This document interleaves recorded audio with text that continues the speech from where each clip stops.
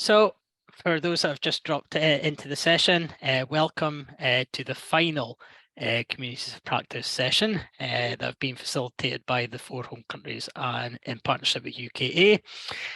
Tonight's session is all about roles within a Photofinish team.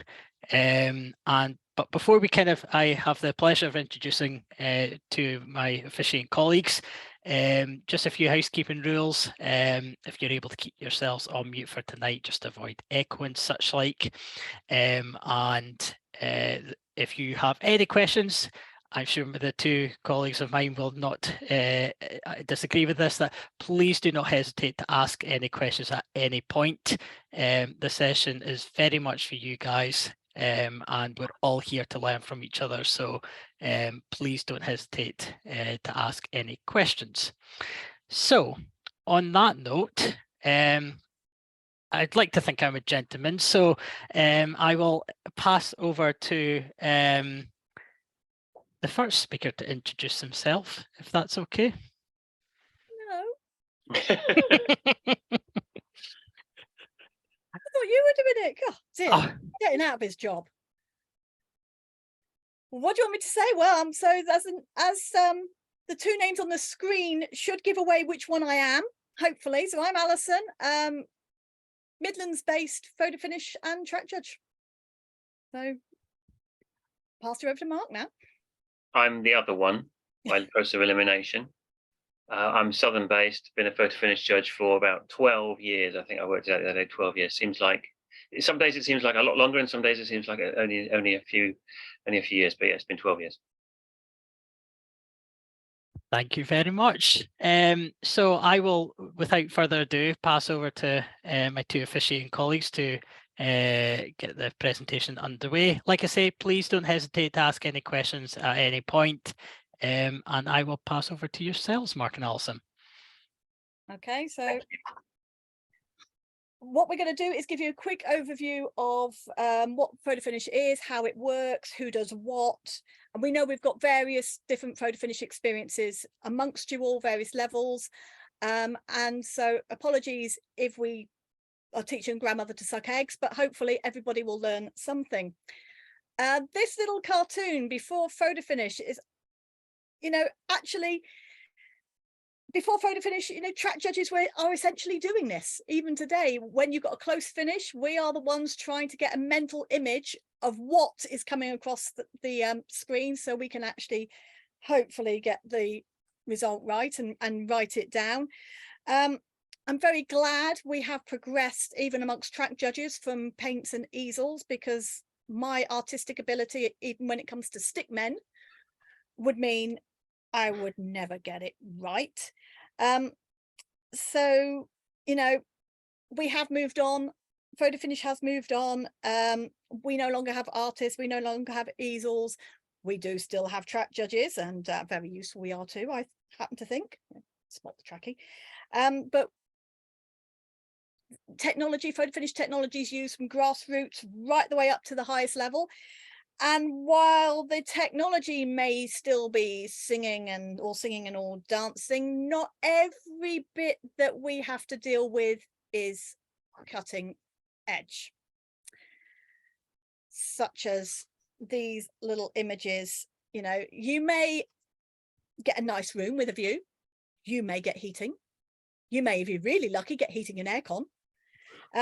But you get that at some stage, but at most, nah, you're not. It can be the case where you feel like you're in a old broom cupboard or a shipping container, or just tucked away in a corner somewhere, and that's probably because you are.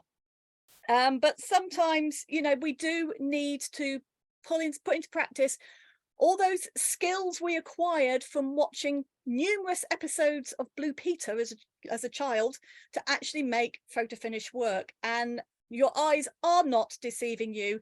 The left-hand picture of your screen, that is a cardboard box lid being supported by 2 clean and empty coffee cups and a clipboard behind it, loads of gaffer tape. Some bin bags were there as added rain support, an improvised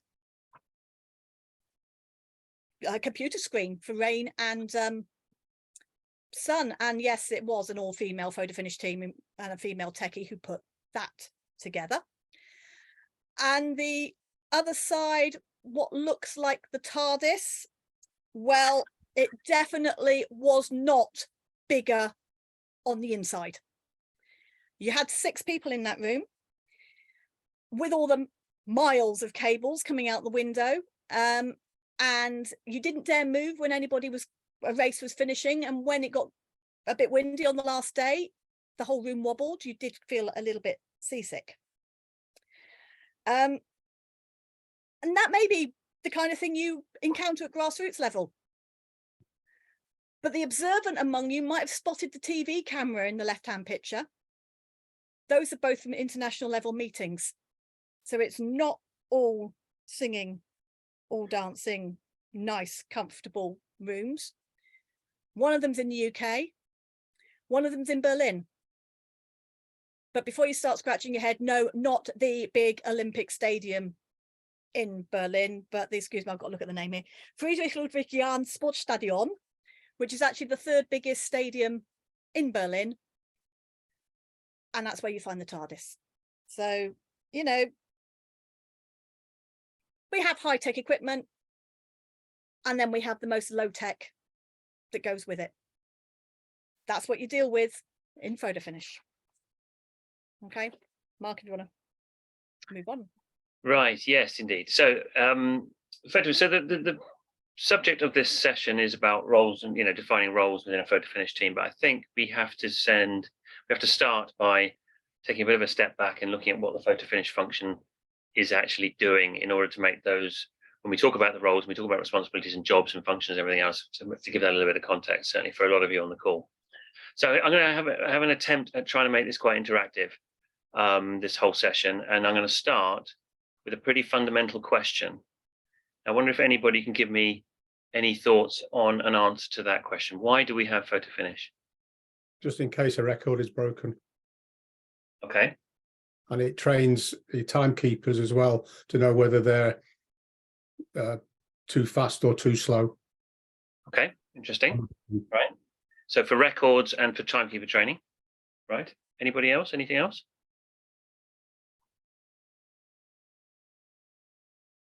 So Power 10. Sorry? Power 10 gives everybody a record so they can go and pick it next time round. Okay, good. Yes, we're starting to get to it now, I think. Power 10 is a very good segue into how I've answered the question. And we are, just to debunk a myth, we're not there, as a lot of people watching TV would probably assume, we're not there just to look at the close finishes. Okay, so it's not a whole team of people just waiting for a close finish and then they jump into action. We are actually there, the Photofinish function, the Photofinish team are there to determine and return a full and accurate set of results for all races. So that means positions and times for every single athlete in every single track race. So whether the field is spread out across the track or whether they're all in a line within, finishing within 100th, our job is exactly the same. We have to identify each of the athletes, give them a finishing position and a return of time for each one. We also have an additional duty to identify qualifiers, which we'll talk more about in a later slide.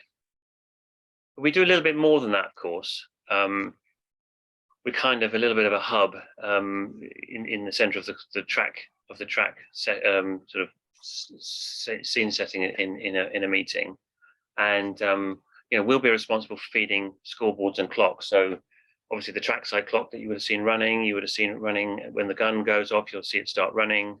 You'll see it also finish. Potentially might just pause at the bell on a middle distance race, and then we'll stop with the finishing time for the winner. That's all controlled from the Photofinish setup, the Photofinish technology and the team within Photofinish control that. Scoreboards, if we're reading straight to a score at a high level meeting, if you're looking at results coming on a scoreboard, that's all going to come from Photofinish directly. We also interface with wind gauges. Some of you will know, if you're a track judge, sometimes you're taking manual wind readings, and sometimes if the Photofinish is around, there'll be an automatic wind gauge that Photofinish is controlling and accessing and managing directly. So there's an interface there too.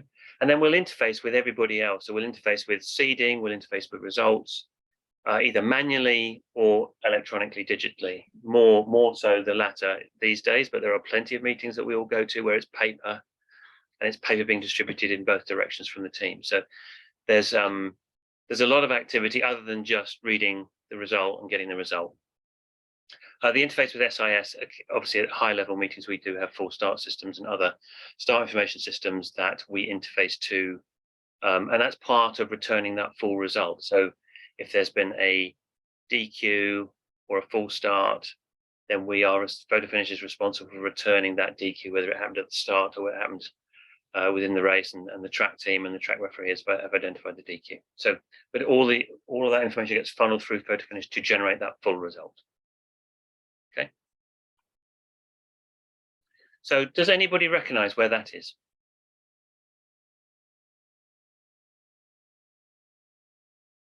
Surely athletics. It's the Commonwealth Games in Birmingham. It's the it is Birmingham. It is the Commonwealth Games. Well, it is the Alexander Stadium indeed. Yes. So just have a look at the picture on the right-hand side of the finish line. That's the finish line from the viewpoint that I had at the Commonwealth Games, because I was lucky enough to be in the Photofinish room judging at the Commonwealth Games. That's the viewpoint I had. That's the picture I took from the Photofinish room above the finish line. Just have a look at that picture for a second. And then look at a Photofinish picture. This is the 100 meters women's final from the Commonwealth Games at that track. And you'll notice, if you remember what was on the previous slide, you'll notice some differences, or potentially some differences. So really what I want to know is from everybody, where do you think the finish line is in this picture? And why is the track white? Because the track was blue a minute ago when we looked at it last time, and we had white lane lines, and now I've got black lane lines. So why is that? Anybody got any feeling? Easier to see, I would imagine. But how would we generate a picture of a finish that hasn't got a blue track? Adjusting the contrast or the colouring. Could do, but it would be very hard to get a white track from a blue track, you sort of mean. Anybody else? Because this is crucial to understanding how Photofinish works and and what we do. That's not the track. That's the finish line, right? That you're seeing, because the camera's always pointing along the finish line, which is white. Exactly. So we've got a couple of slides now about how it works. So I'll hand back to Alison and talk to you how it works. Exactly. What you're looking at there is a time-based picture of the finish line, and we'll just explain how that works. Okay, so sorry if this bit bamboozles people. I'm going to try and do it as simply as we can. So if you think of a normal camera, you get a sort of landscape, full image picture of what you're pointing that at. The Photofinish camera is what we call a slit camera.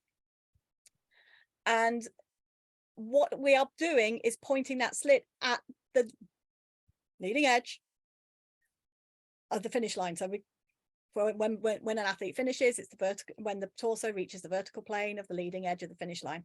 And that slit is about 4.5 millimeters wide. That's all we've got pointed at that finish line. And it is just taking pictures of that finish line. And we've got there about 1,000 times a second, which is a bit mind-blowing. If you think scientists have worked out it takes 1/10 of a second to blink. So in 1/10 of a second, you've got 100 pictures taken. And what it does is it takes all those little slits that it's taken of the picture of that finish line and puts them all together, a bit like trying to piece together shredded paper, and creates the whole image. Now, when someone first said that to me, my brain sort of went, whoa, good grief, can't cope with that. And then they put it a different way. If you think of a Miss Marple TV programme, you've got the old busybody peering through out their window, but through a crack in the curtains, just a little gap in the curtains, tiny little gap in the curtains. But she knows everything that's gone on, because not that because she's seen everybody walking down the street, not because she's seen the whole image of the bus going past, but because she's seen little snippets and in a mind's eye have pieced all those little images. So she knows it was the green bus going past and there were 4 people on it, and the third person back was wearing a big floppy hat, because she's pieced all those together. And that's exactly what the Photofinish picture does. It's taking at least 1,000 pictures a second of that 4.5 millimeters of the finish line and putting them together to create a picture. And the athletes we get in that picture are as they reach that vertical plane of the finish line. And we put it all together, and that's what we get. And each piece is timestamped. What we mean by that is we know that when we put our cursor on there, each one's got a time associated with it. And it all glues together. So we've got whatever time we started at, whatever time the last athlete comes through, and at various slices all the way through, we get a picture. It's a bit mind-blowing, but it really does work. And that's why what you've got the whole time is a continuous picture of the finish line, not the first athlete reaching it, the next one however many meters behind him. It's as each one gets there, and that's how we can give them the time. Do you want to move on, Mark? So hopefully I've not blown everyone's brain just with that bit. Does everybody get that? Does anybody have any questions? Because this is kind of, it's the fundamental point of the whole session in a way. If you to make sure you understand that. Is that all clear? Good. Silence is golden. Yeah, we'll take that. Right, we'll take that as they've either all gone, oh God, or it's made sense. So how does it work? Okay, so you got your starter at the 100-meter start, or wherever he happens to be, firing his gun or pinging the electronic system, whatever it is he's doing, flashing it, banging it, whatever it is he's doing. And so we get the bang or the whack, whatever it is, to start the signal. And if it is the sort of flashy light, or looks like a lightsaber, some form of an electronic start system, that produces a pulse and the sound at the same time, which goes all the way through the system, and it's sent, excuse me a minute, sorry, it's sent to the Photofinish camera. That could be over a wired link, mountains of cables, or it could be wireless. sorry, got a little tickle. And inside that camera, we've got an internal timer, like a clock, which is recalibrated or calibrated every 4 years. So when people think, oh, the clock's not working, the trackside clock, we don't really care, because as long as our clock in the camera, our timer in the camera is working, we're going to get a time. So that starts that off, and that starts counting the seconds. And then we get the image. So the most important possibly person on the Photofinish team, person controlling capturing, arming the beam, so using a button to actually capture the picture. We'll come on to what that actually means in a minute. And the camera starts recording those little slits after little slit after little slit, time stamping them to put our picture together. And there we go, the stats for you. If it's 1,000 frames a second, each of those little slits that we get is 1,000th apart. If we're running at 2,000 frames a second, each one is 5/10,000ths of a second apart. At a grassroots event, you're probably looking at running at a maximum of 1,000. You might slow it down a bit depending if you've got under 13s running, or a distance event, depending on what you're looking at. When you're going up through the levels, you're going to be running easily at 2,000. And then we get our software, our picture, which, as you saw the picture that Mark had for the women's 100 final from Birmingham, is one nice smooth little picture showing all the athletes as they reach the finish line. And then the fun bit, we place a cursor on the leading edge of each athlete's torso. So the one thing that all Photofinish judges have to know is what exactly constitutes the torso. And we put our cursor there, and the time gets calculated for us. So the delta, using the delta, effectively the time elapsed from when the start signal was received and the time when the camera started clicking to that point where the first athlete's torso reached that line. And then again, the time elapsed between that athlete and the next athlete. And that's how we calculate, or we don't do the maths. The software calculates everybody's time. And you get your result. Complicated, isn't it?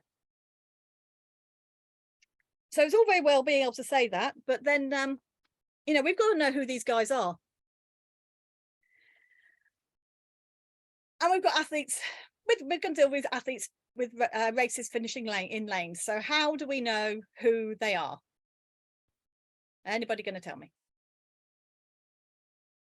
Anybody got any idea how I can work out who's who? The start list. Right. Yep. Lane draw. The lane draw. Lane number on their legs. Yep. Any other ones? Best if they're all different.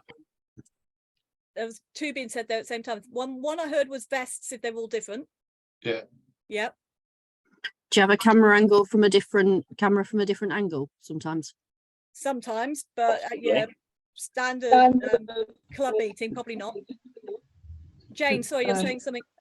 Liaising with the track judges to say who was in lane 3, 4, or 5 or whatever. You know, We a work visual. independently of the track. All right, okay. Start off with.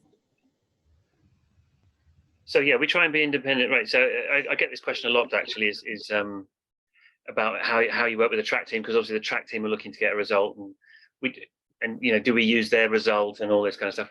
We try and work completely independently as a self-contained function. We might use other functions like the track team, the timekeeping team, as a double check, as a cross check, and certainly if we have an issue, then we leap for their assistance.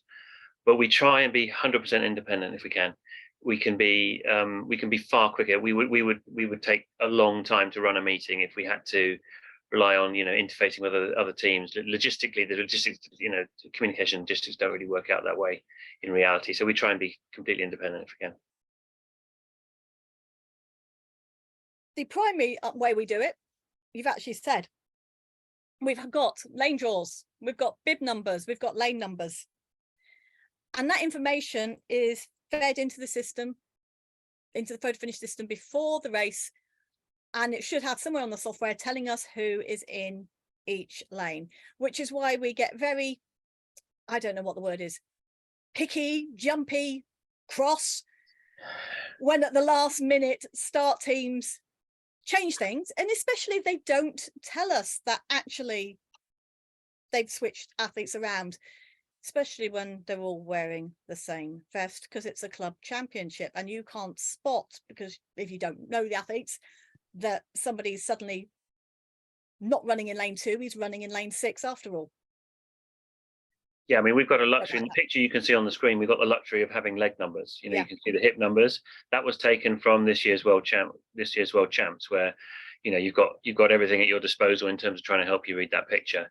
In pretty much every meeting in this country, the sprints will not have leg numbers on. Maybe the British champs, but pretty much everything below that, you won't get a leg number on a sprint. So you're looking at really using the lane as being your main point of identification. And if the lane draws are not then followed, it does give us a problem. Yeah. And so lane using the leg numbers is great. It really speeds it up. Otherwise, you're there counting which lane are they in. And then you've got to remember whether on your picture is lane 1 furthest away from you or closest to you. Which way round is it, depending on whether your camera's on the infield or the outfield. Leg numbers are fantastic. They really speed it up for us. These athletes in this picture, they obviously had a very good team in call room and down at the start, because they all know where to put their leg number. You will get some athletes who will, for some reason, put it on the front of their thigh, which is not very useful when your camera's coming from the side. But these guys, okay, I've got lane 3, can't really see his, but 4, 5, 7, 8. Give yourselves a pat on the back, guys, for putting your leg numbers where we like them. So that's how we can do those. And when you've got an event like that, where they're all wearing something different as well, that does help. Yes, it does help. What about when they're not running in lanes? Does anybody have any further thoughts about how you can identify this lot?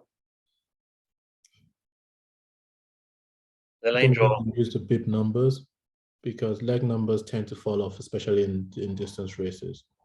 So how do I see a bib number on this picture? Head on camera. Front camera. Okay. Head on camera. If I don't have a head on camera? How about chips? Chips, yeah.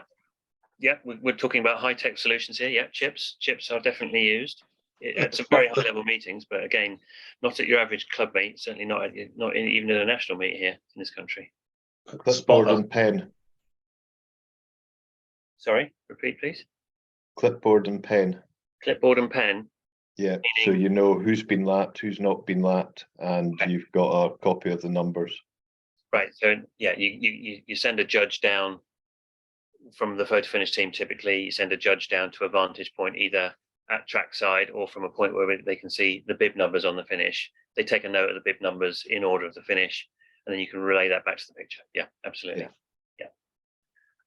So yeah, if leg numbers are used, like in this picture again, back from the Commonwealth Games, great, because even the middle distance races have got everybody's got leg numbers, and there's a lane draw, and you can match the lane number to the leg number to the lane draw, so you can read them that way. Otherwise, you're going to use a bib number by sending a member of the team down to look at bib numbers as they cross the line, which is okay. It's what's used 99% of the time. I think when we do photo finish, probably that's what's used. But on close finishes, that can cause a little bit of a problem. If you've got 3 athletes finishing in a line, then trying to figure out which one's which, it's not always that straightforward. So it's not foolproof. So we do try and, I can't remember who said it now, we do try and use a head on camera where we've got one. And a head on camera gives us a picture like that. Now, first of all, I must say, this picture is not the Commonwealth Games, so it does not match the other picture, does not match the photo finish picture. I couldn't get a head on camera picture from the Commonwealth Games. So this is from a local meet. But you can see it demonstrates and illustrates the point. So you can see the bib numbers very clearly, hopefully, of the athletes that are finishing. And the 2 cameras are synchronized so that as you put a cursor on an athlete on the main photo finish picture, the head-on picture camera jumps to that point of when that athlete is crossing the line. So it is probably it's the way I prefer. You know, if we've got it, then you can read races reasonably quickly with a head-on camera.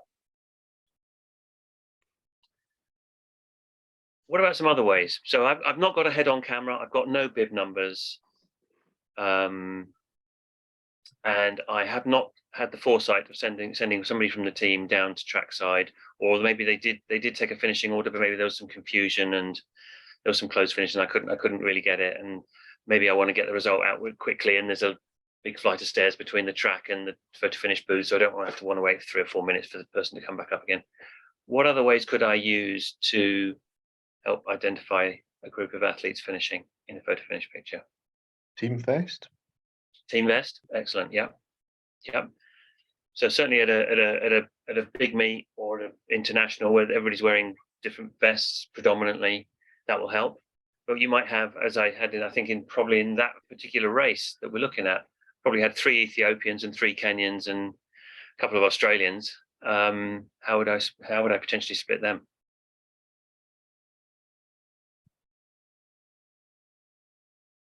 Well, it's pretty much everything you can probably think of, really, and it's anything and everything. And what we would do is we would typically try and look at the athletes at the start line if you can. So you get a good view of the athletes at the start line and start to take notes on what their distinguishing features are. So anything that distinguishes them physically to the eye that you might be able to pick up on a photo finish image. So yeah, obviously club vest. What kind of shorts they got? They got long shorts or short shorts. They got funny color shoes. Do they have hair in a funny kind of style? Do they have colored hair? Are they wearing a funky wristband? You know, it's anything that you might be able to look at. If you look at the Kenyan, for example, in third place in there, he's got a watch on. I don't know if you can see that, but he's got a watch on. So you might make a note that fact that you know, one of the Kenyans got a watch on. And so all these things will help. And if you look at a start list, one of the start lists I had, or any photo finish judge has, it'll be fully annotated with notes that they've made looking at the athletes on the start line. And if you're lucky enough for it to be a 10,000 meters, for example, let's say it's 10,000 meters, you've got 25 views of these athletes coming around on every lap to really get yourself honed in on identifying them visually, which makes the reading process so much quicker. If you then can look at a picture and you don't even need to cross-refer to a start list, or you don't need to cross-refer to anything else, you know the Kenyan with the watch is number 472, or you know the Australian with the white shoes and not the blue shoes, he's 375 or whatever it is, you know. And it's a question of trying to learn that as the race progresses, so that you can identify these athletes really quickly and accurately at the finish.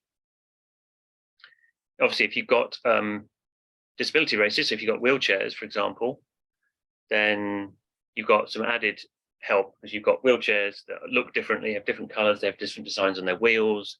The girls might be wearing different helmets. You've got some extra stuff that might help you. But it's essentially the same thing. You're trying to find something physically different about each athlete. Okay. So that brings us on to kind of, now we kind of set the scene. You kind of get a sense of what is happening within a photo finish team in order to get the job done. And it's not, hopefully you're realizing it's not quite as straightforward as it sounds, that there is quite a lot of skill involved in getting and working as a team in order to get that full result out quickly. Let's talk about how a team is typically structured, and we'll get on to the main point of the session, which is the roles, discussing the roles. So every team has a chief, whether it's a chief that is doing the job exclusively as chief and that's their role, or whether it's a member. If it's a small team, it might be a member of the team who's acting as chief, but then doing some other roles as well. But they'll oversee, essentially they're responsible for overseeing everything. And then really you've got the job split into three parts. And how you manage people within the team along these three parts will depend on how many people you've got primarily. And often you haven't got 5 or 6 people, which would be the ideal, because you can create a team that has got a good spread of roles and responsibilities across that team with 5 or 6 people. But you know, there are plenty of club matches I've been to where there's 2 of us, right? So you obviously can't do that. You have to mix and match and think on your feet a little bit. But essentially everything that happens is going to be split into one of 3 things. There's going to be a technology component. It's about capturing the race, and it's about reading the race, i.e. getting the result from that race. So on the technology side, and this is not something that a photo finish judge per se would necessarily be involved with. There would be a technical person who has set up the kit and responsible for that kit at a meeting. So I know this is something, speaking to a lot of new photo finish judges or officials that want to get into photo finish are a little bit nervous because they're not technical, and they're a little bit wary of all that technology, and they think they're going to be dumped with being responsible for it and setting up and everything else, and they don't, you know, they're a little bit nervous about it. That is not typically the case. There will be somebody there who will be responsible for the kit and will be that technical person, and they may be a judge as well. I mean, I'm a reasonably technical guy, so I'd get involved a lot in the technology side of photo finish, and I'm also a judge. But there are plenty of judges that I work with that are not technical, and they are really good photo finish judges. They're very, very good officials. So you don't have, they're not, you know, they're mutually exclusive. You don't have to be a good technician to be a good photo finish judge. And they'll be the technology people, whether that's you or somebody else, you know, whether you're the technician or not, they're going to be setting up the cameras, they're going to be aligning them, they're going to be setting up the software, they're going to be interfacing with all the different other components, the wing gauges and everything else, and talking to the seeding system and the result system if there is one, and they'll act as the tech troubleshooter on the team during the meeting. The other two, the capture and the reading, are really where the judging comes in, where the officiating comes in. And on the capture side, it's all about operating the button and then operating the capture computer. And we'll talk more about what these entail in a second. And on the reading side, it's again managing the reading computer and operating it, being the reader, i.e. the person physically reading the race, and then a communication role, which is key. Again, we'll talk about what that is in a second. But those are the 3 major areas that exist within any photo finish team.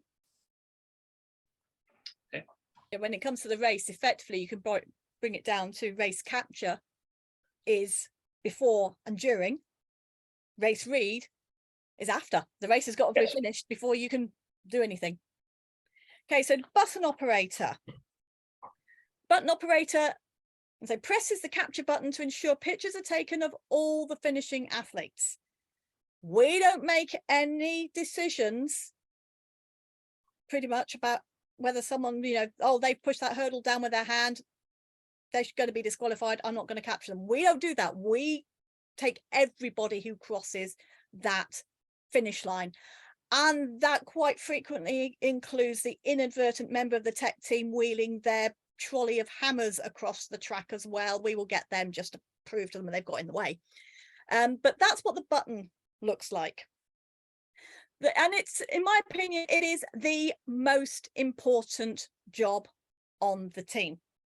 You've got to press that button to get that picture.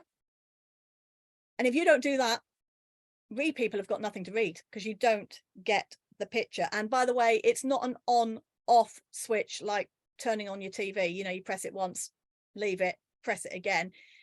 It's press and hold, keep that down, that button press, which is great for a 100-meter race. You know, let's be generous and say it's a slow one, down for 13 seconds. 10K, you can take your thumb off when you've got a nice big gap. Otherwise, you know, especially if you've got lapped athletes, you are going to have one sore thumb keeping that button down. But that is their most important role. And if they don't do it, you ain't got a picture. But the button operator does other things as well. Now, they may be the only person who can actually see the track or have a clear view of the track. So they are there as the observer.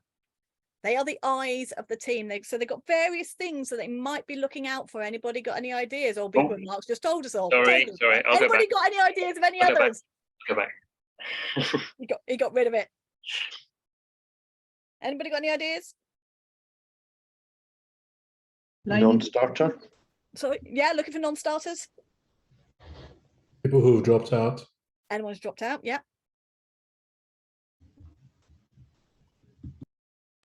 Lane infringements? Maybe we may see something, but it's not our call. I think it's a good point though, because it isn't our call, but it's always good to get a heads up that something might be coming from the track team. So yeah, I think that's, yeah, it's not something we would necessarily, if a button operator said to us, oh, I've seen an infringement on the top end there, we wouldn't change our result, but we would be looking for something from the track team, or expecting, potentially half expecting something from the track team. So that's, yeah, it's something that's useful to know. Third athlete was lapped and still got a lap to go. Yeah, any information about the race? Yep.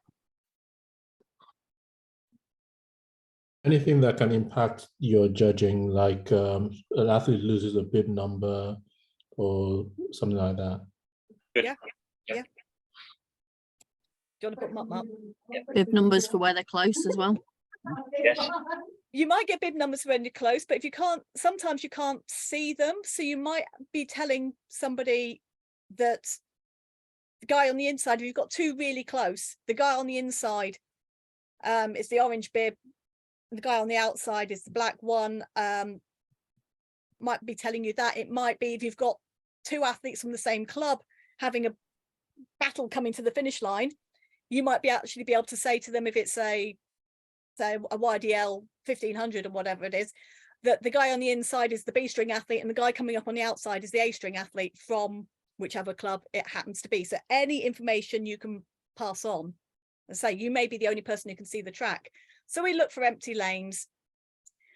We check and confirm the lineup. Now, quite important. I mean, what does that involve? It's actually confirming that the race out there is what you think is out there. It is boys, or it is girls. Have we changed gender? Have we got the right age group? Have we actually got the race we think it is? Or have the starters suddenly, you know, we're expecting another 100-meter race, and yet they're wandering off towards the 1500-meter start? Just making sure the capture team has got the right race there. As you said, we look for any DNS, any incidents, anything which may affect the result, which includes the lapped athletes. Informs the capture operator that all the athletes are finished when we are absolutely sure they're finished. So quite often you hear one to come. He's still coming. He's got 200 to go. Oh, hang on, he stopped to tie up his shoelaces. I have had that one. Oh, so-and-so's fallen. He's on the ground. He's still on the ground. He's still on the ground. He's getting up. He's coming. So you're just keeping everybody informed of what's going on. So that once everybody is finished and you know everybody's in, then you can save the race and get ready to move on to the next one. And the last one we've got there is informs the capture operator when the track is clear so beams can be armed. And that's all to do with stopping clocks and things like that. But I know Mark's going to come on and cover that in a minute. But from what you've got from that, you know, if that button's not pressed, bye-bye picture. And you're going to have some rather upset athletes if they've potentially got a qualifying time or a PB, and you're going to have a rather irate rest of the team who's got nothing to do. So the important job, especially, well, at any time when it's the last few events of the day and everybody's knackered, remember to press that button. Okay. Yeah. So the button is connected to a machine. It's via a cable and the machine it's connected to is called the capture computer, and there is somebody sat at that capture computer. Now, if the team is small, you might actually have the guy on the button sit in front of that machine and actually controlling the machine and capturing the race as well. But ideally, you want a second person so that the button operator can concentrate on, as Alison underlined 17 times quite rightly, pressing the button at the right time, and you don't want any distractions for that person. So the capture computer typically has a separate person sat at it. And really their job is to make sure the computer's set and ready to capture the race. So, I mean, it sounds kind of simplistic, but that's... Sarah's mum's new sofa. Sorry, right, I think it was something else. Yes, so that sounds a little bit simplistic, but it's essentially what it is. Now, what does that involve? So it's not quite as straightforward as it sounds. So that got to make sure that you've got the right race loaded. So when we get these start lists, now we might get the start lists on paper, but we might get them electronically. They're kind of fed into the Photofinish system one way or another, either manually or automatically. And you need to make sure that at the start of the race that's happening on the track, you've got the correct race in front of you, and that what that really means is it's got the right title, it's got the right athletes in it, so that when the race is captured and passed on to the read team, they've got everything they need to be able to read that race properly. So there's a QA job making sure the right race is loaded, and the capture machine operator here would work with the button operator to make sure that the race on the track, or the athletes on the track, corresponds to the race that they have in front of them there. We've got to be arming wind gauges if it's a sprint, and the wind gauges is an automatic one that has to be actually armed on the capture machine so that it's captured. The wind reading is captured full stop, and also captured correctly. So there are different ways that wind readings are captured on different types of sprint. I won't go into the details, but it's all in the rule book. So depending on the sprint, the length of sprint, the hurdles, 200 meters, whatever it is, there's a slightly different way the wind readings need to be captured, and that's all needs to be set by the capture operator. They need to make sure the cameras are enabled, which again is pretty fundamental. But we might have, for example, if we're running indoors, and we might have a sprint camera for the 60s and a circular camera for the 200s of everything that's running circles on the circular track on the oval. So you've got to make sure that the right camera is operating, that you're capturing pictures from the correct camera or cameras. At the start of the race, when the bang goes or the electronic signal goes, then the capture, that signal is sent to the camera and then to the capture machine. And it's a common practice, best practice, that the capture operator, machine operator, will shout "good start," so that the team know that they and the team know that the start has been captured correctly. That's really important. If it isn't, the chief will need to dive in and do something potentially, but maybe come on to that in a minute. But yeah, to understand the start has been captured correctly is almost as important as the button. Not quite, but almost as important as the button. They'll also be responsible for arming the beam. So as I mentioned right at the beginning, if we have a middle distance race and at the bell, you want to be able to pause the clock for 2 or 3, 4, 5, 6 seconds, whatever it is. That pause is typically instigated by athlete running through a beam, and you have to arm the beam at the right time to make sure that the athlete crosses the beam and breaks the beam, actually stops the clock. That happens at the finish, and it happens potentially at the bell. So that's that's what we mean by arming the beams to pause the clock, stop the clock. And then once the race has been captured and the button guy's done the business and press the button however many times they need to press the button to capture all the athletes, you've got all that in front of you. You then need to save that race and pass it over to the read team so that they can read it and return the result. So there are a few things to do as a capture computer operator before the race, during the race, and after the race, which is why we try not to give it to the button person. Like I say, on a small team, it probably is going to be the button person, but you really don't want to give all that to the button guy or the girl, because you want them to concentrate on capturing the race, because that's, as Alison said, is the most important thing. The other thing that they have to do, other than the mechanics, is to just look at the quality of the pictures from the cameras. So they get a first view of the picture. They can look at the picture at any time. They can scan what the cameras are looking at. They can make sure that the cameras are online correctly, they're positioned correctly, that the brightness is set correctly. I mean, if you work on a typical English summer's day, the track conditions will change through the day. The sun will come out, the clouds will go in. There'll be a downpour. There'll be some snow. There'll be some hail. Then the sun will come out, and everybody's in their factor 50s because it's 80 degrees. That kind of thing. Those changes in brightness change the picture considerably. So you have to look at potentially changing quite a number of settings on the cameras in order to give you the right picture, or the best picture to read. And it's the capture computer operator's job really to keep monitoring what that picture quality, and to make the necessary adjustments to make sure that it's optimum. Right, Alison. Okay, so the race is finished. The capture operators probably shouted something along the lines of, "It's yours." So now the read team can find the right file, open it, and start doing what a lot of people consider to be the fun job. Some people consider to be the glory job of actually giving the athletes their position and their times. Okay, so they are the read operator, as the name suggests, is the hands-on computer operator. They are the person with their hand on the mouse, moving the cursor along. And they've got a little list of things they have to do as well, starting with the obvious one of actually opening the race, or finding the right race and opening it. But here we go. We got a Blue Peter. Here's one we did earlier list for you. So opens the correct race for reading. Yep, make sure we got the right one. Crops and adjusts the picture settings. Well, Mark's just said the capture operator is going to be adjusting picture settings, but we might have to do it as the read computer operator as well. You might have, while that button's being pressed, the sun suddenly go in and it get dark. You might have to adjust the settings just to help you a little bit. Is that best blue? Is it black? Just adjust your brightness, your gamma, just to see what's going on. Crop the picture.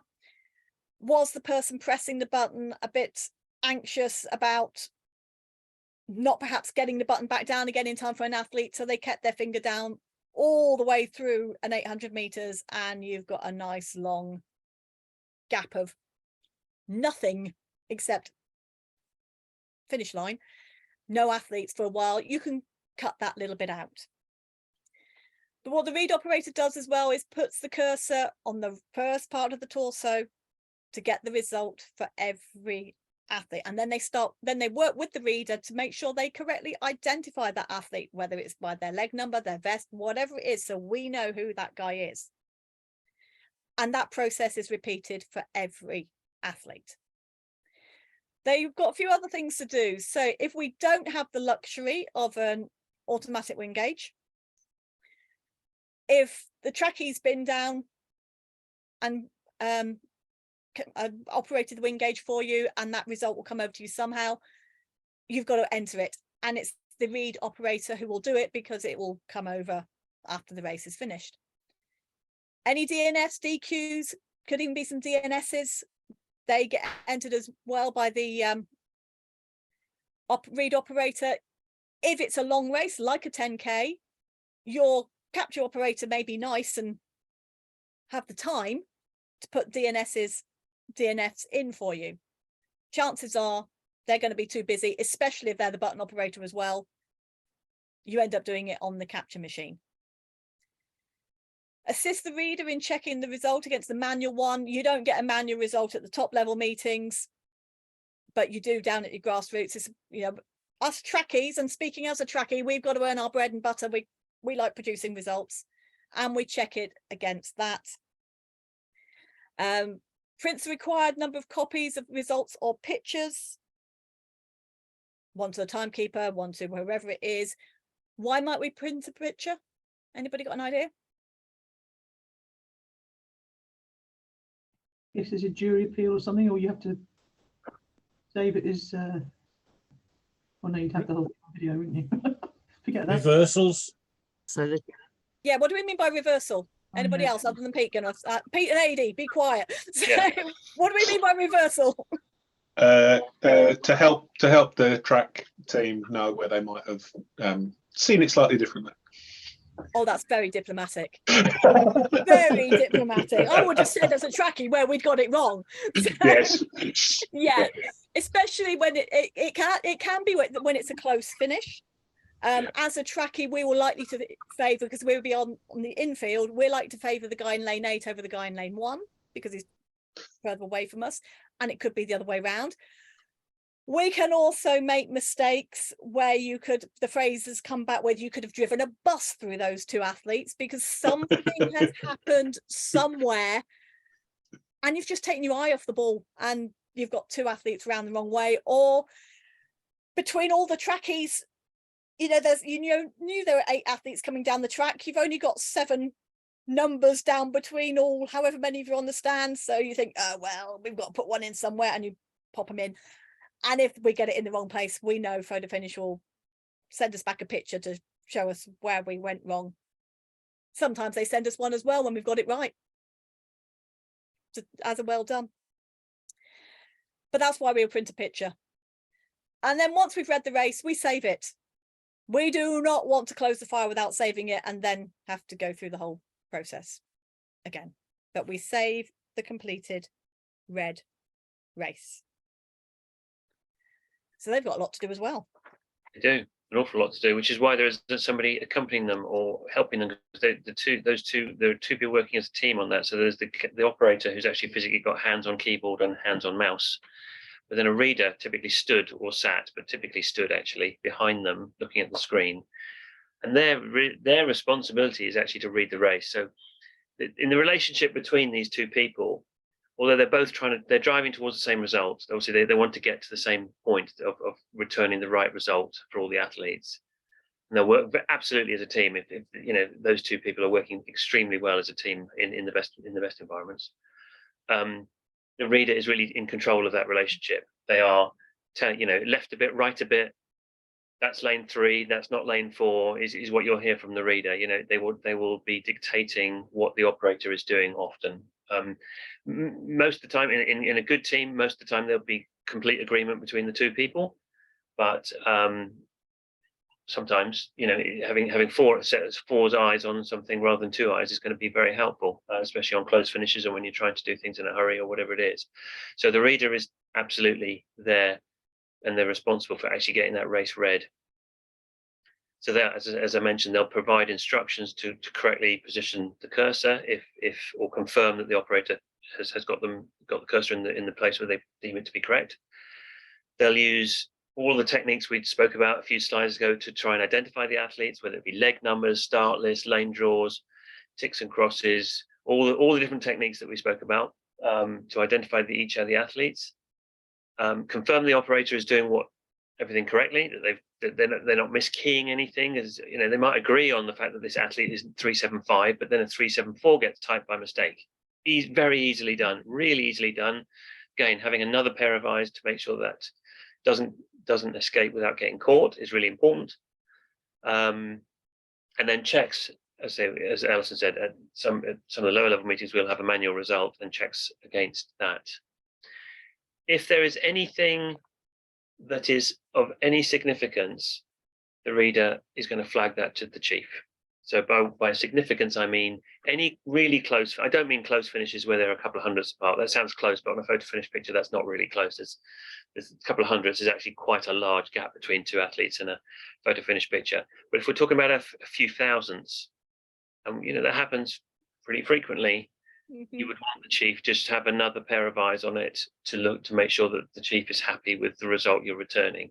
At the end of the day, the chief is the person responsible, and any queries, questions, complaints will go to the chief. So the chief needs to be be aware of the fact there's a close finish, and to be agreeing on what the result of that close finish is.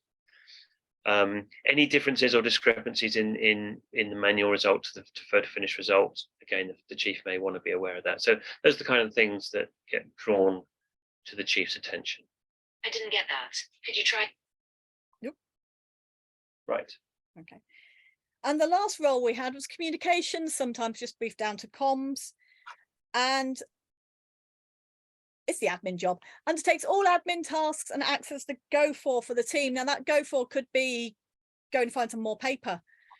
It could be going to get the cup of tea for the team. And you don't get the comms job just because you're good at making tea or coffee, which somebody did suggest once on the course. Why do you get that? Why has that person got that job? Because they're the best at making a cup of tea. But they distribute all the incoming paperwork. So any start lists on pieces of paper, annual results, any timetable changes, any bit of paper that comes into the photo finish room, that person has it in their hand at some point and gives it to the right person. And likewise, any bits of paper that've got to go out. So any printed results, any pictures, anything that needs to go back out, they are the pair of hands that deals with that. They may also, depending on how big or small the team is, if the manual wind gauge operator, if you've got a manual wind gauge, that person might have a radio. They may radio it straight through to photo finish, in which case it's like to be the communications person who writes it down, because the read team are going to be heads in the picture working out the result. The capture team will be setting up for the next race. The chief could be doing all sorts of things, so they're likely to be the person who will take that piece of information, write it on a piece of paper and pass that over to the read team. So basically any other job that you can think of that might need to be done in photo finish team, it's probably the comms guy or girl who ends up doing it. So it is an important job. Very important. They're all important jobs. So that leaves the chief. The chief is really responsible, really. So responsible for what the team do, how they do it, and what result they return. That's essentially what the chief is there for. And in reality, if the team is working well, the chief really should be doing very little. If you've got a fully stacked team and you've got enough people and they're on top of the job, and there's nothing untoward happening, the chief should actually have a pretty quiet meeting. And that's, I think Alice and I both had meetings where that's been true. The chief is actually quite a boring job because you're sat there looking at a very efficient working team. They're doing their job and you're not doing very much. But the things you have to do beforehand is you have to create a duty sheet. So the roles we've just described, all the different roles, the button operator, capture operator, reader, etc., they are not at a very high level meeting, like a very, very high level meeting, you might be given that role for the whole day and be asked to stick with it. At lower level meetings, almost certainly you will rotate. You'll end up doing all of those roles, either in one day or across a weekend. Your chief will give you a duty sheet and tell you what role you have for which races, and we'll rotate the team around to give you a fuller experience and just to keep people fresh. Really, changing people around just can keep people a bit fresher. So the duty sheet comes from the chief.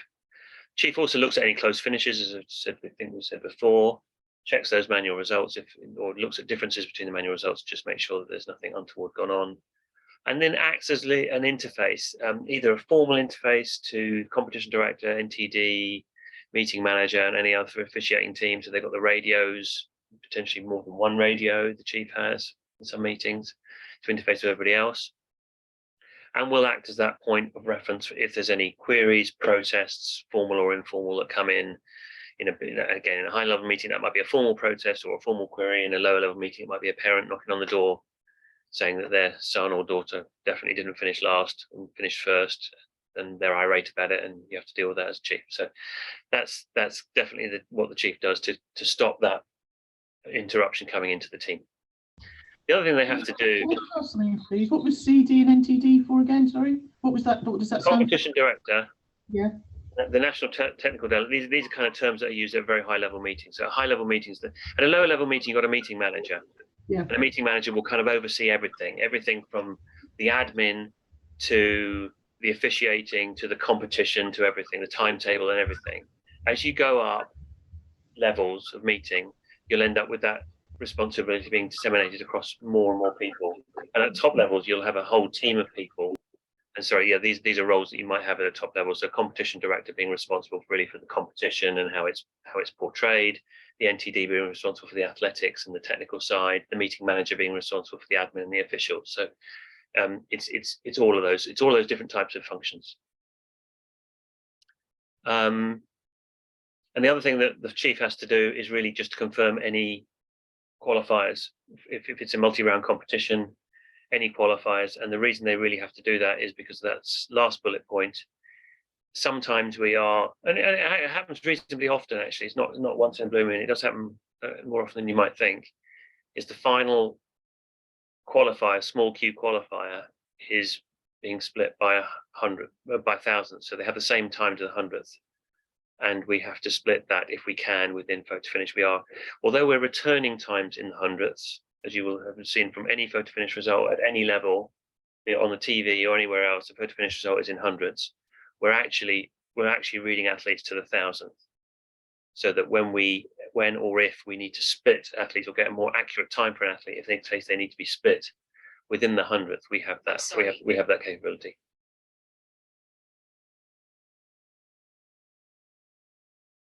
And the last thing, the main thing, the roles responsibility, the main role for everybody is to communicate with each other. So that's between the members of the Photofinish team, between the Photofinish team and other parties, the start team, the track referee, whoever it may be. Just to communicate. And you have a picture there of a team at work, and we communicate even back in good old COVID, even wearing a face mask, you communicate and you make sure that communication is clear. And we may be a small team, but we work together to get the job done, and we support each other to get the job done. And supporting each other could be working alongside closely. It could also be somebody saying, I really need the loo. Can you cover the button for a minute while I dash off and I'll be back soon. But you got a picture there of a team at work. The race has finished. You've got in the front row, Elise sitting there looking at the rerun of the race on the TV screen. So two people in the front, excuse me, coughing again, are effectively our capture team. So they were making sure the right race was loaded. They were making sure the picture quality was great. The one difference between that and the grassroots is that when the picture was being captured, it was automatically appearing on the screens in the second row rather than having to wait for it to be saved and told it's yours. Then in the middle row, well, sorry, the back row, you've got in the middle the read operator, actually from Swiss Timing team. On the right hand side, you had the Japanese official Hiroshi, who was effectively acting as the reader. And then on the left hand side was me. And so I had the chief's role there. You may or may not be able to spot, I've actually got a set of headphones on and the cable running by my feet because I was tethered to a radio system and couldn't move more than 2 paces to my right. So that was my communication. And I haven't got my hand back in the picture as if I'm waiting to receive a relay baton, which tells me that I'd actually received messages from the track referee and the video referee. But we are still looking at the picture. And the reason being that the race had just been completed, was a T11 200 meters, so a visually impaired, in fact totally blind, 200 meters. And what the three of us in the back row there are actually doing is working as that team to check that all the athletes and their guides were still tethered together when they finished the race. Just one more thing you have to check in a para race. But we all worked as a team. You were getting messages left, right and center. Before the race would start, you would get attention start. So everybody was there ready. And we knew when to talk, we knew when to be quiet.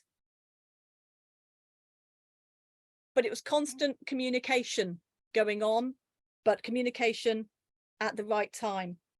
And without everybody in that room working together, we would not have got the pictures captured, the pictures read, and results out. So we worked together to get the job done. Right, we're slightly over time, Mark. I'm really sorry. Lost track. Don't apologise. The floor is yours, ladies and gents. I've briefed Alison and Mark to stand by for the many questions I hope everyone will come forward with, including Eddie and Pete as well. We've had some good ones during the session, so that was quite good. So yeah, thanks for everybody for making that interactive. That's helpful. We have a question from Claire. Are there any photo finish courses going to be coming up at any point in the future? Because there seems to be a distinct lack of them over the last 12 months and going forward. Yeah. The fact that, so I can only speak for England, Claire. The two of the individuals not placing them in direct line of fire. I am engaged with all photo finish tutors to hopefully host them throughout 2023. There will be a distinct increase in the number of courses for photo finish being run in the new year. Okay, thank you. Mr. Cole, would you like to ask your question? Yes. So it's about the button operator. So they have to use their judgment to determine when they hold the button down as the athletes are approaching the finish line. Is that correct? Mm-hmm, that's correct. Yeah. Yeah. So they can't just do it from the start of the race. You could, but you'd have a lot of blank picture before you reach the first athlete. A very sore thumb. And a very sore thumb, yeah. Okay, thank you. But to your point, it's not a certainly if you are dealing with anything other than an expert button operator, my advice always is just be generous. Be generous at the beginning and be generous at the end. So make sure that over pushing or pressing for too long is way better than snatching and missing an athlete. So we're not interested in how great you are at just picking out the athlete and getting as little and front and back as you can. It's capture. If you've captured all the athletes, you've done your job as a button operator, really. I quite often give most levels, yeah. I quite often give the advice that you've got the blue line on the track, assuming your track is not blue. The blue line on the track that shows the 4x400 meter relay takeover box. Yeah. If they start pressing the button there, that's 10 meters out. Yeah, I'll have a bit of blank track, but at least you're safe. You're not risking missing half your first athlete. Yeah. And then as they get more confident, they can bring it in a little closer, but you don't want to leave it more than or less than 2 meters away from the finish. The best button operators, work at the very top level, and they will present you as a if you look at the read machine with the winning athlete in the middle of the screen on every single race. They are fantastic. Their consistency is amazing. It takes tons of practice, many years of practice, many tens of thousands of button presses to get it that good. And most beginners should just concentrate on capturing the athletes, not worrying about that sort of thing at all. I'll take the word beginner out of that, Mark. Most of us should just concentrate on capturing the athletes. It is, yeah, fair enough. Yeah, quite right. Thank you. Any other questions, ladies and gents? Claire, right on cue. Sorry. Are there quite a few different systems, or do they all seem to be the same? Does it vary from region to region? What a good question that is. Yes, we didn't mention systems. There are probably in the UK, there are probably 3 main systems in use. One, the most common by a long way, is Finish Links, which is used at grassroots, certainly in England, most photo finish systems in England are finish links. It's also it's also used across a broad range of meeting types. So it's used right from the bottom of grassroots. It's also used at the World Championships, just to give you a sense of how that system scales. So it's very commonly used, that one. And there's another system called Timetronics, which is used at Lee Valley and other some places in the south and in the Midlands, and in Coventry they have or Nuneaton. Coventry's links. Nuneaton and Cambridge I think have got one. So there's a few. And then Scotland use an Omega system quite frequently, and Omega use that system. It's used in Scotland. It's also used by Omega when they run the Commonwealth Games or when they run Diamond Leagues, because that's run by Omega. They run their own kind of Omega system. So it's really 3 types. But it's going to be finished links. I would imagine that as a beginner you would get involved with, but maybe Timetronics, depending on where your local club is. Okay, thank you. But they all do the same job. I mean, essentially, they all do the same thing. They work in slightly different ways, but everything we've said today applies to all of them. Excellent questions, everyone.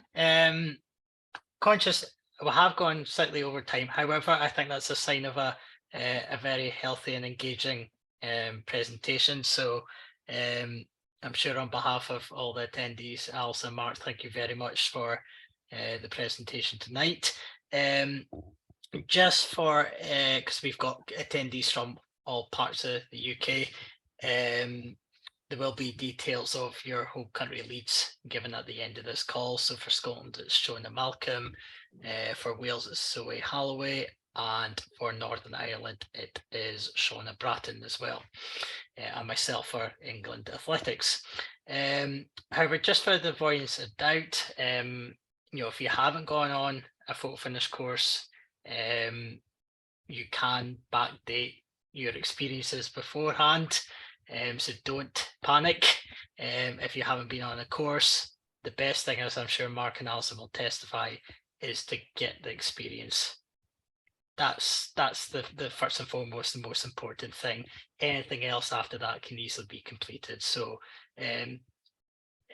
just keep doing what you're doing and keep enjoying the sport. That's why we're all on this call, and it's why we're all a big fan of athletics, I suppose. So if there are no further questions, there will be links to all recordings sent out to everyone after this call. Hopefully if Mr. Ritchie gets everything done, it should be out by the end of this week, if not the start of next week. But if you have any questions at all, details will be given within that email to contact your respective home country leads or any other contacts and resources. But with no other business, then thank you very much for attending tonight. Mark, sorry, Claire's got her hand up. Oh, so you have, Claire. Apologies. Yeah, sorry, I just had a question with regard to other ones of these. Can we get access to other ones that have happened on that as well? All the links to the previous communities of practice sessions that have happened in October and November will be sent out to every official in the UK. Okay, and I guess my other question is, because I would like to get experience, but it's actually getting that experience is what I found really difficult, because I've been trying with Toby for I think I've probably got one lined up in February, which I've been trying to get since July. So it is actually trying to get the experience that I'd love to do photo finish, but it's just getting that experience. So I suppose any suggestions for that would be greatly received. It's North East, isn't it, with Toby? Yeah. Well, I'm based in Penrith, so I don't have, I've got to go to Manchester, Liverpool, wherever it may be, I suppose. But yeah, for me, it's struggling to get that experience and exposure. I'm pretty sure between Alison and Mark and myself, we can easily have a chat with yourself, Claire, and we'll certainly get that. Yeah, thanks, Taff. Yeah, no, brilliant. But yeah, thank you very much, everyone, for tonight. I don't want to say the C word, but I will. Have a nice Christmas indeed. Have a nice festive period, and hopefully see a lot of you in the new year. But thank you, and have a very good evening. Thanks very much. Thank you. Thank you very much. Happy Enjoyed Christmas it. and see you next year.